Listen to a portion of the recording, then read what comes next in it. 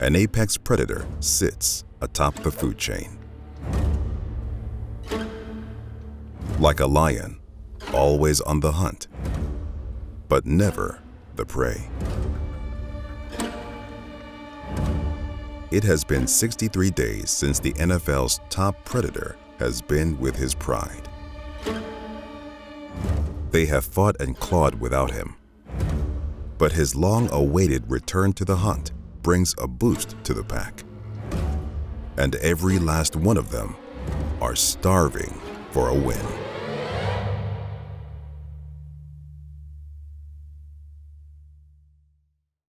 Here we go. This pass is caught and that's a touchdown. That's the way to work. Come on. He's hit that sack. The Steelers win the football game. Let's go. Come get it. You know what it is. This one is in the history books. Here we go. Welcome to the 84 Lumber Mike Tomlin Show. Hi everybody and welcome to the 84 Lumber Mike Tomlin Show. I'm Missy Matthews. The Steelers spent their bye week talking openly about the troubles they faced in the first half of their season that landed them at 2-6. In their first game back, they put together a winning formula. Take care of the football, run the ball, and play stingy defense. Let's welcome in Bob Pompeani to discuss the win over the Saints and also a special accomplishment for Coach Tomlin. Bob.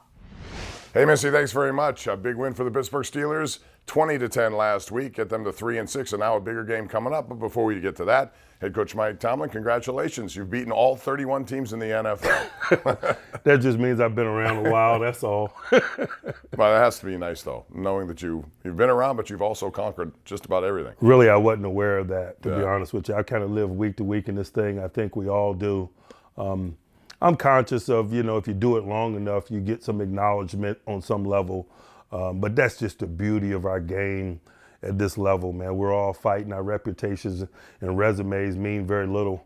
And every week we better bring it when we step inside stadiums, players and coaches. Well, you brought it last week. The defense obviously played a much better game, came down with interceptions. In the past, some of those have gotten away. Talk about the impact of two guys who came back, TJ Watt and KZ was really outstanding, played every snap in this game. Yeah, I'll start with KZ. What he displayed in stadium was very similar to what he displayed during the team development process. We were really excited about him in July and August. It's unfortunate he sustained the injury, but to his credit, man, he has stayed connected to the group and engaged with our development schematically and being ready to play. And all he had to do was gain his health, and he really got back to doing whatever it is we saw him doing during that process. So we're excited about that. And TJ, I don't think TJ can do anything to surprise us. Not that we don't appreciate his efforts, but we see the work that comes into producing his efforts. And when you watch him go through his process, whatever it may be, rehabilitation or normal prep work week, practice settings, classrooms, it's a fanatical effort. And so, I think it's reasonable to expect a unique result. And certainly has a trickle-down effect, and it makes everybody else better. I want to get back to KZ for a moment. He got called for a penalty. Chris Oak and I were talking about back in the day, that may never have been called. It was called a defenseless receiver. But as a head coach, the physicality of that play, he came up smiling. It sends sort of a message, doesn't it? We want to play, no doubt we want to play physical, but we got every intentions of playing within the rules, and KZ included. Getting penalties doesn't help us win football games. Absolutely physicality does, but 15 yards, a new set of downs that produce 7 points in a 2-minute drive is not what we're after. Well, you are after a run game that was far better this week. What was the secret to it, and why successful? I think we stayed committed to it. The game didn't get in such a manner that we were forced to get one-dimensional, or time became a component of the equation. We converted enough third downs to maintain possession of the ball. Oftentimes, the global success of the run game has a variety of variables at play, and some of the other things that are capable of slowing it down didn't slow it down on Sunday. And that's sidebar. Obviously, we got appropriate effort, not only from our runners, but from the men up front. Everyone did a good job of of being physical, getting hats on hats, and playing with the type of demeanor that we desire. You saw Najee's best game of the year. You also saw Warren do a lot of the stuff in the pass game, especially that I think you guys were happy with when you saw him in training camp. Is it likely to expect those two to continue to be a combination? Yeah, we're going to continue to grow in the ways that we have. Jalen's progress has been a topic of discussion in recent weeks, and I've been pretty consistent in saying as long as he continues to show growth and development, we're going to continue to find ways to be inclusive and utilize him, really along with Najee. And he's proven that. He handles his special teams responsibility. He's been dynamic at times with the ball in his hands, and so, it's no secret. We're going to work to put the ball in the hands of guys that are consistent playmakers, and he has been that. Kenny Pickett, second half really came to life, especially when it comes to efficiency. Didn't make mistakes. Grade his performance for what you saw last week. It was a winning performance. And besides the things that you see, his ability to communicate, his ability to have an opinion in those weighty moments during the timeout when we're thinking about a weighty down, it's just really refreshing to have a young quarterback that's really definitive about what he likes and doesn't like and what he feels comfortable with executing. I think that overall aids in the efficiency in which you speak of, because we're not guessing about where he is or what he likes or what he's seeing. He does a really good job of expressing it not only to us, but his teammates. It creates a climate where communication is contagious, and that allows us to have the type of cohesion that we need to continue to progress. He's very good at the quarterback sneak. Did you know that going in? And because he is, that's a play that you can add on a regular basis to your offense. I was aware of it, and he is very good, and it is a subtle talent, one that's not often recognized. But he does consistently have the ability to find the space to get to the appropriate pad level and to keep the chains moving. And obviously winning those possession downs is really significant for us. Well, significant was the win last week, 20-10. There's a more significant game coming up this week. It's the Bengals coming to town. Steelers beat them earlier this season. Can they do it again? We'll find out what Mike Tomlin says about Cincinnati coming up a little bit later. Missy, back to you. Thanks so much, Bob. And the Steelers haven't swept the Bengals since 2019. So as you said, we'll have to wait and see what happens tomorrow at Acrisure Stadium. Still to come here on the 84 Lumber Mike Tomlin Show, hear from former Steelers tight end and now member of the team's Hall of Honor, Heath Miller, about a special weekend in Pittsburgh. When Mr. Rooney called me this summer to give me the news, I normally don't say a whole lot, but all I really said was thank you over and over. I had a hard time finding the right words to describe how special this is for me. A few months have gone by now, and I'm still not sure that I can accurately express what it truly means.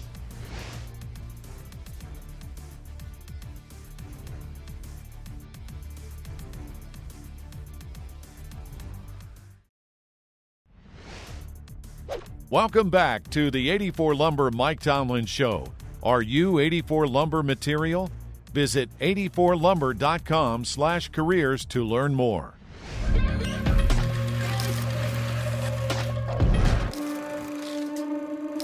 Steelers in their color rush uniform. He's fires for the end zone, touchdown! And the Steelers shut it down. Sacked by T.J. Watt. A miraculous catch. He's hit. Touchdown, Pittsburgh. The Steelers were after him. An unbelievable play. Touchdown, Steelers.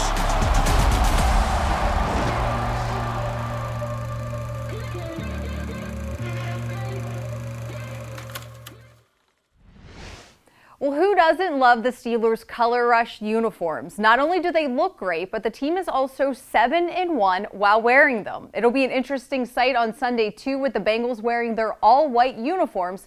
So for more on this AFC North matchup, let's send it back over to Bob and Coach. Guys. Hey, Missy, thanks very much. A big game coming up. It was flexed from a Sunday night game to 4:25 on KDKA, so we'll have it for you. Cincinnati comes to town. They're 5-4. Mike, let's talk about this team without Jamar Chase. He's missed 2 games, yet he still leads them in yards, receptions, all of that stuff. That's how important he is. What have they done differently without him? Well, they still have really two capable guys in Tyler Boyd and T. Higgins, and they're just redistributing the ball. And those guys are getting more opportunities, and they're more than capable. But also a guy like Joe Mixon really kind of comes into focus. I thought he was a significant component of the last game, and generally that's what you do. When you lose a guy that's dynamic like Chase, you go to the mattresses, as they say, and you let the workhorses work, and so Joe Mixon has been significant as well during his absence. We talked about KZ in the last segment. With him there, you guys utilized a lot of 3 safety stuff early in the season, training camp, whatever. Does it give you a different dimension on how you handle secondaries? It certainly does. We're a package group. I think everyone is kind of evolving into a package group from a specialization standpoint. The matchup component of the game is so significant, and when you can have an opportunity to have a rundown nickel, like Arthur Millette, a pass down sub-package player, guy that slides inside like Cam Sutton, and then a versatile safety like KZ, man, it just really gives us a lot of flexibility from a schematic standpoint to match offensive personnel groupings and to remain aggressive while doing so. First game of the year, Burrow was coming off an appendicitis situation. I don't know if he was altogether there, but yet you guys made him very, very unsuccessful in that debut. 7 sacks, 5 interceptions. What can you take away from that game that'll help you this game several weeks later? Not very much, to be quite honest with you. They, as a football team, has only turned the ball over 4 times since that game.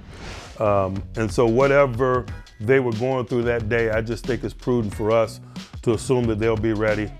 They'll come in motivated. I know that's how we've worked this week from a prep standpoint.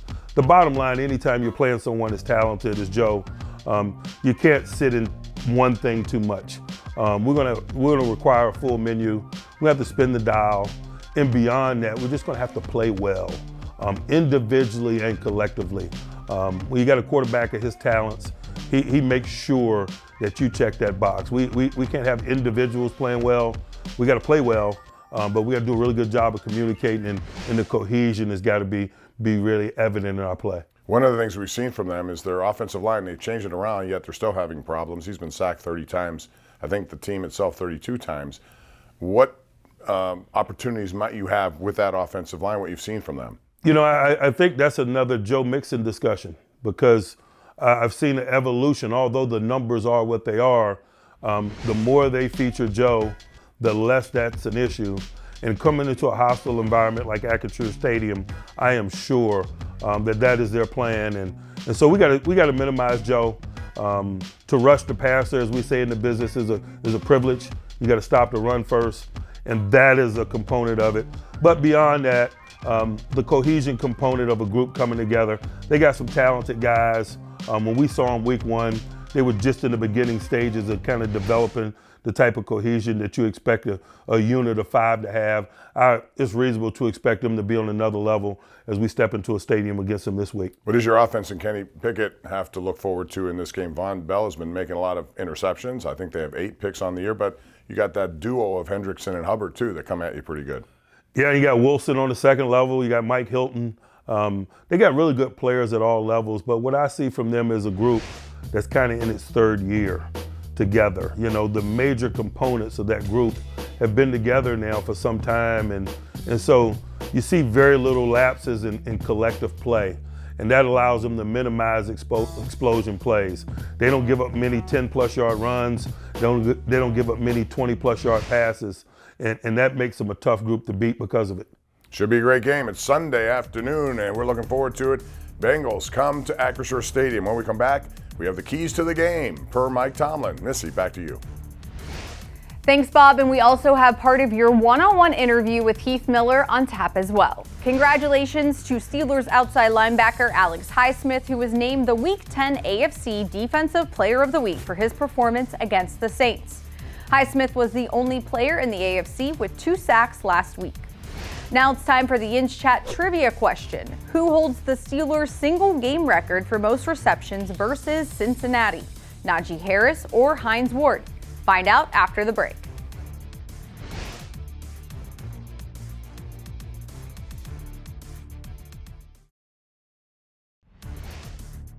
Welcome back to the 84 Lumber Mike Tomlin Show. Are you 84 Lumber material? Visit 84lumber.com/careers to learn more. Your Yinz Chat trivia answer is Najee Harris. Yinz Chat is the Steelers' official predictive and trivia game. Answer questions, make picks, and win prizes. Play Yinz Chat exclusively on the Steelers' official mobile app. Ever since Heath Miller retired in 2015 after 11 seasons in Pittsburgh, the Steelers have tried to replace him on several occasions. It appears using a second-round pick in 2021 on Pat Freiermuth finally did the trick. And appropriately enough, Freiermuth wore cleats with number 83 on them last Sunday, the same weekend that Miller was inducted into the team's Hall of Honor. Number 83, Heath Miller. All right, so here you are, retired. You look like you've enjoyed retirement, and you find out you're in the Hall of Honor. What's it mean to you? It's pretty special.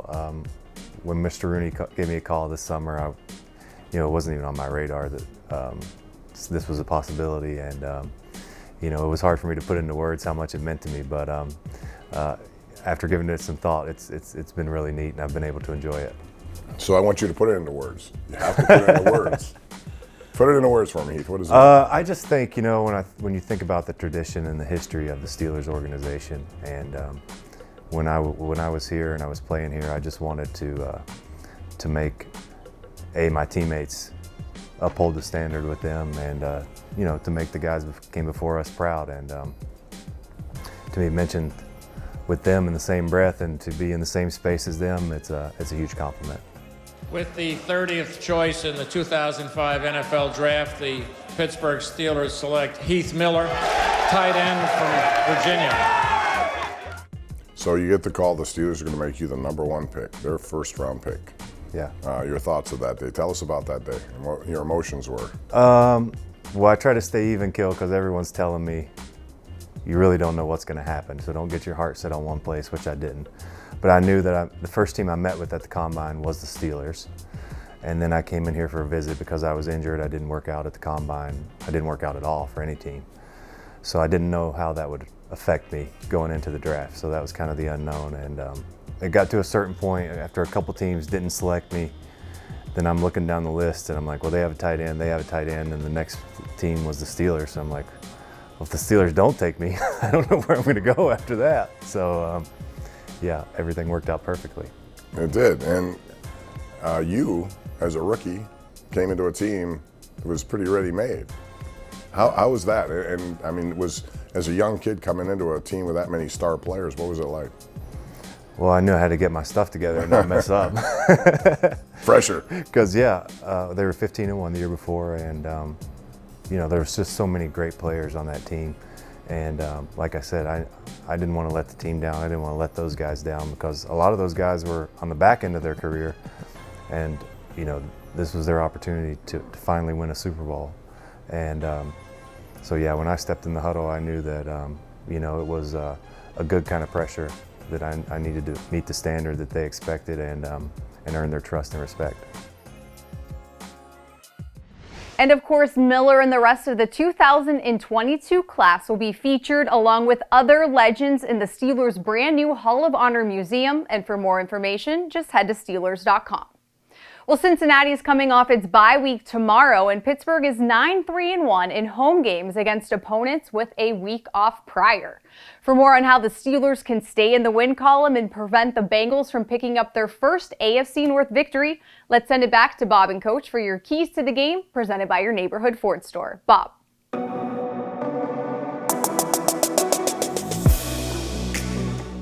All right, Missy, thank you. Mike, let's talk about Color Rush. Your wife's into fashion. Color Rush. Do you like that combination? I really don't care, to be honest with you. No, it's fun. Fans love it. I mean, fans love about it. Our guys love it. And so from that perspective, I do enjoy it. But I got to be honest with you, I'm not getting out of the bed on game day thinking about what uniforms we're wearing. I got a few things on my checklist above that. Well, one of them obviously is Joe Burrow, a guy who can slice and dice with the best of them. He's been sacked a lot this year. What's the key to stopping him, much like you did last time you met, although that was several weeks ago? I don't know if stopping him is the word, minimizing him. is probably a more appropriate word. And I think oftentimes when we talk about the nature of this matchup, we talk about guys like Joe and we talk about significant defensive players, TJ and others.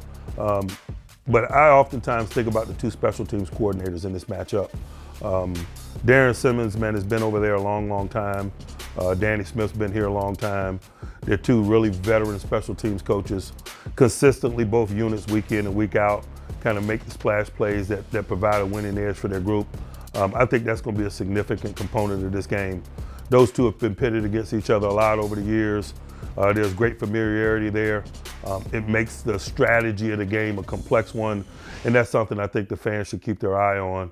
The special teams component of this game is going to be significant. It always is when we play the Bengals. But guys like TJ and Von Bell and Jesse Bates and Joe Burrow, Jamar Chase, for obvious reasons, get a lot of attention. I wanted to put the emphasis on that phase of the game and those that play in it and what that could mean to the game. Guys like Presley Harvin, who has to win the field position battle and flip the field, and dynamic return men usually are significant components of this matchup. And we saw how significant special teams is the first time you guys played them. Run game, you guys put up 217 yards. They're pretty stingy about the run, yet your commitment, will it be the same when it comes to the run? You know, the feel is how the game unfolds, and that's often the case. It helps us if our guys outrush their guys, and so I always look at it from that relative perspective of if it's tough sledding for us, it better be tough sledding for them. We better do relatively well in that phase, and that's why I talk the way that I talk. You know, Najee's got to outperform Joe Mixon, and so whatever that entails, because we got to defend and run the ball relatively well in this game to control that component of it. Should be a great game, Coach. All the best. Thank you. That's Mike Tomlin on the Cincinnati Bengals. That game coming up tomorrow, KDK 425. We begin at 11:30 in the morning. 2 hours of postgame on CW after it's over. Thanks for joining us this week. For Missy Matthews and head coach Mike Tomlin, I'm Bob Pompeani, and we'll see you again next Saturday night for another edition of the 84 Lumber Mike Tomlin Show.